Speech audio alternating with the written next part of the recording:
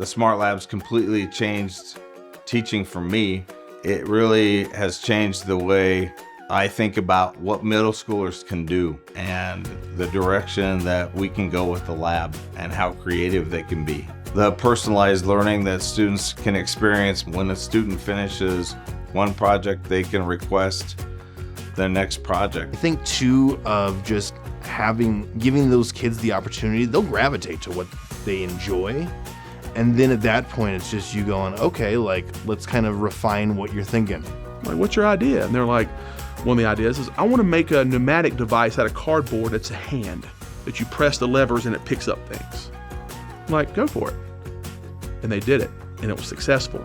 By exploring these different avenues, they might have a common thread between them. They're able to identify their own strengths and work to enhance their own skill sets so that they can then go out into the real world and get jobs with these future-forward skills that are only going to be more in demand going forward.